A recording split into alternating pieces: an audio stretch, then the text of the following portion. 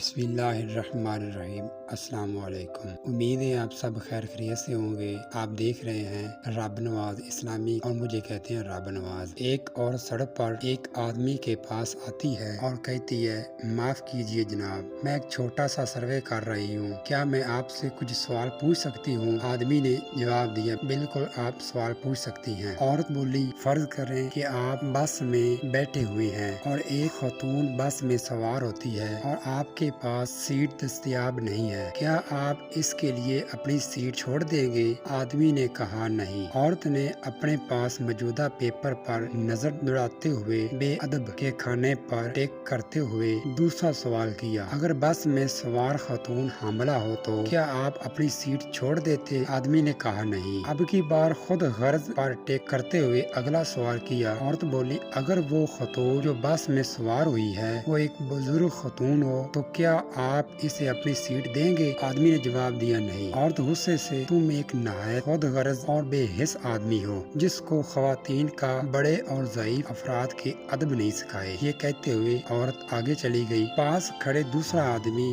جو یہ بات چیت سن رہا تھا اس بندے سے پوچھتا ہے اس عورت نے تمہیں اتنی باتیں سنائی، تم نے کوئی جواب کیوں نہیں دیا؟ تو اس آدمی نے جواب دیا یہ عورت اپنی چھوٹی سوچ اور آدھی معلومات کی بنا پر سروے کر کے لوگوں کا کردار طے کرتی پھر رہی ہے۔ اگر یہ مجھ سے سیٹ نہ چھوڑنے کی وجہ پوچھتی تو میں اسے بتاتا کہ میں ایک ڈرائیور ہوں۔ ہمارے معاشرے کا سب سے بڑا المیہ یہی ہے کہ ہم حضوری معلومات سے ہی دوسروں کو جانچنے کی کوشش کرتے ہیں۔ کوشش کرنی چاہیے کہ دوسروں کی پوری معلومات سنیے پھر فیصلہ کیجیے۔ اگر یہ ویڈیو آپ کو پسند آئی ہے تو میرے چینل کو سبسکرائب کریں۔ اگلی ویڈیو کے لیے اللہ حافظ۔